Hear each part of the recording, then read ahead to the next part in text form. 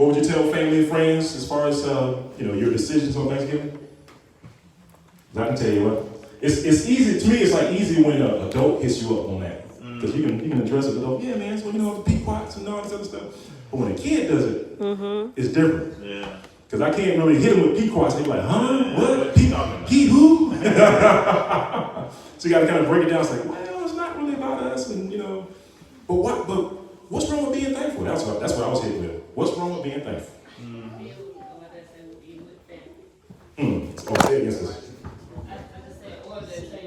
You will be with family, family is coming down. Come on, you come still celebrate the new family.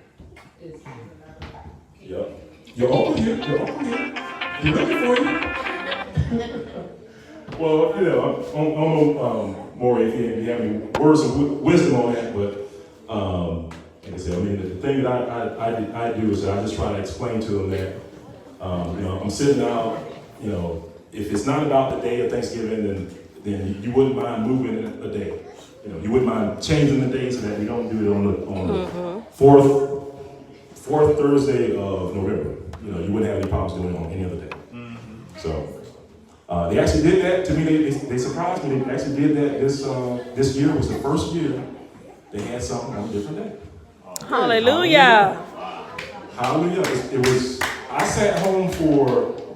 It was either 2 or 3 Thanksgivings. We had been 2, and just out of the blue, they changed it. And I was so used to saying no that when I got the invite, I was like, oh no, you can get that out of here. It's like, it ain't on Thursday, right? Oh, what? It's on Friday, probably. Oh, yeah. Oh. Okay. They called my bluff. On. So, but that's all I got, family. I'm not gonna hold you long. Oh, hang on. One other comment. Yeah, I wanted to tell them today, this year, the reason why we're not celebrating is because this year, this time is me and my wife's 11th year anniversary. All right now.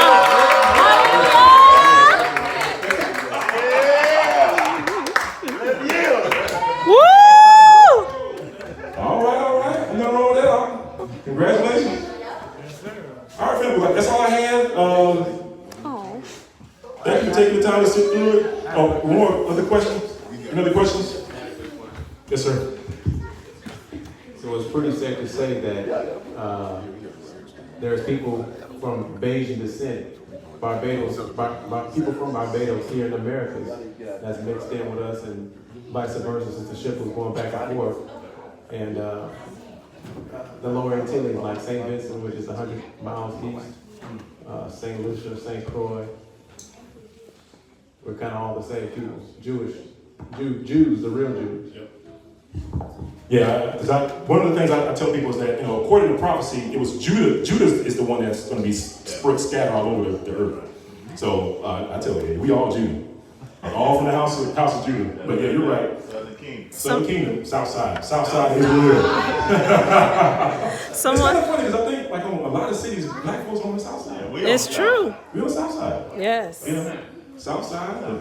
We changed our names to have or Ya at the end of it, Shaquita, but we, Check,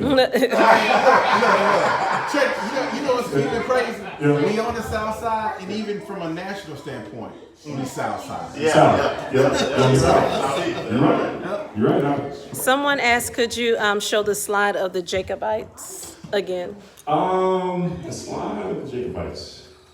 DJ asked. Yeah, let me back up. Yeah, this one, I had a couple of slides on it, and more, I don't know if you got a chance to see this, but, no problem. But the Jacobites, they were the ones that were in support of King James. And when the Jacobites had lost, they had taken them prisoners. And when they took them prisoner, they had these, the Gentiles, they were astute. They logged like everything. And when they took the log of the prisoners that they were shipping out, they also logged the description of it. So the description of the Jacobites, when you look at it, you'll see brown, smooth face, brown complexion, black, ruddy, brown, ruddy, black, well-made, brown, black, brown. Jacobites, right? And if you Google it, you're not gonna get somebody that's brown, black, when you watch it. So you actually have to go to the old books. Like I said, the old books will give you this information. Wow. Old books will give you that information. And I think this book is from, it's called Jacobites Gleanings from State Manuscripts. Short sketches of Jacobites, the transportations in 1745. How much is that book? This one's actually free. I think this one's on Okay. Archive. You can actually go to archives.org and just go through it. Go through it and see. Swarthy black. It has a lot of good descriptions in there. Any other questions online? Were these the people that were sent to Barbados? At the top, it tells you where these were going to. These were going to Antigua. Okay. So any place where the British ruled, they were shipping. Because they always needed bodies. And Britain, they had some, like the Civil War that was going on at home. So they were like, oh, I'll send you some people. And so they were just taking those slaves and shipping them out. And they had a whole bunch of children at the time as well. And they were sending out like 1,000, 2,000 children, boys and girls, out to like Barbados. Someone asked to repeat where that can be found. This was, you can find this on archive.org. Archive.org.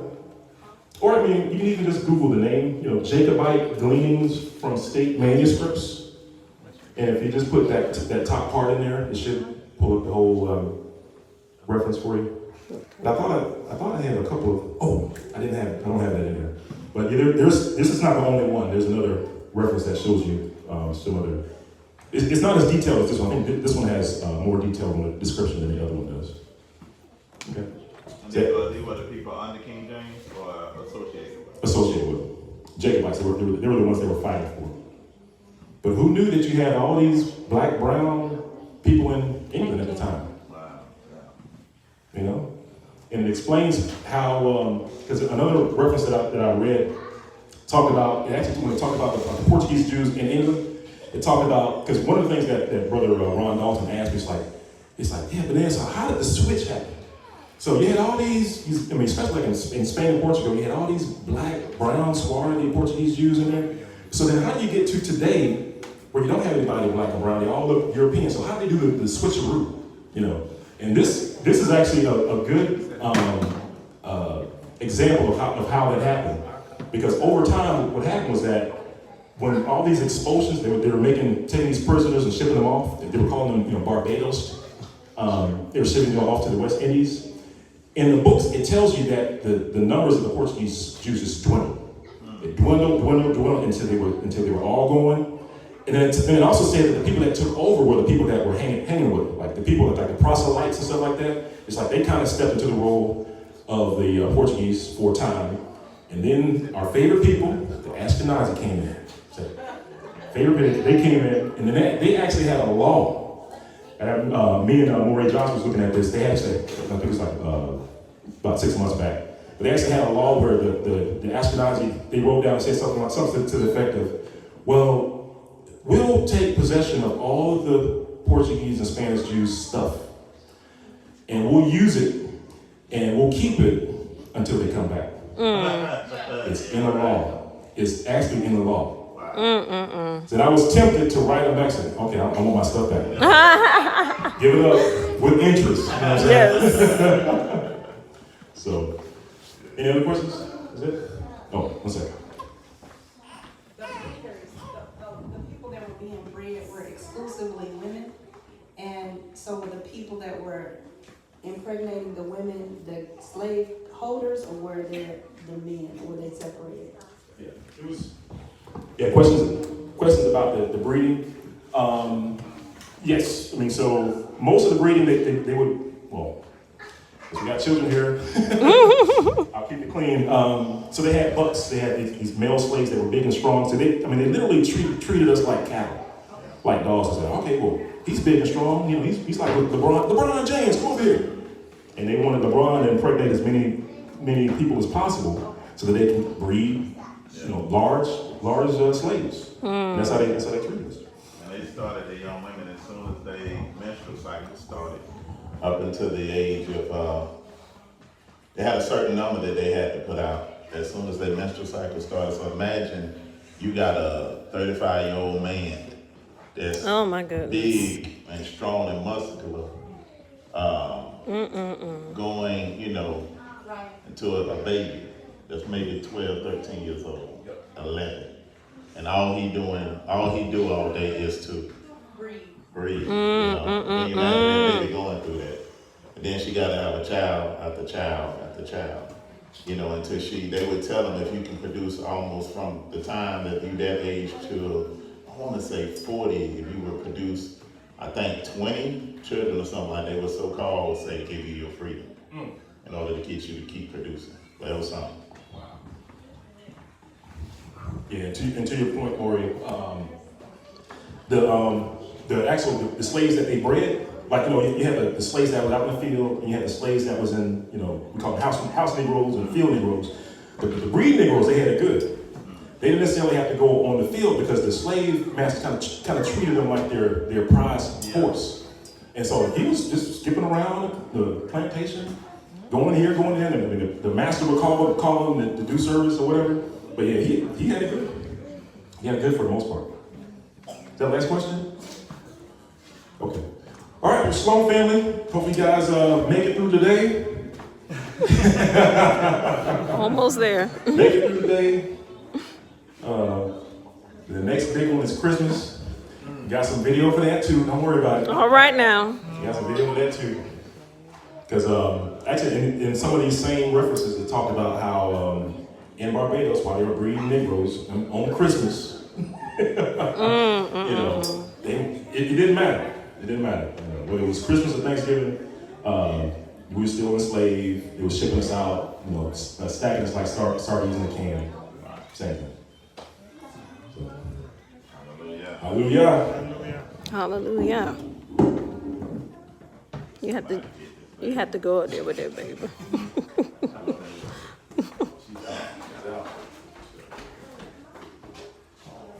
Praise Yah.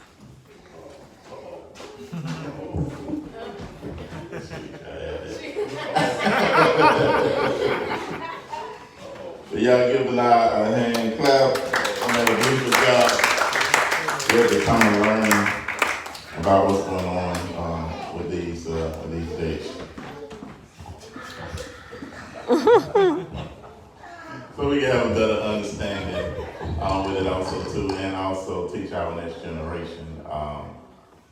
And it's something that I definitely want to be passed down to our children, so our children can understand it and explain it to somebody. Me and MJ are working on something. MJ gonna do a presentation on against Christmas for y'all. Brown Box, might be the Feast of Dedication if he be done.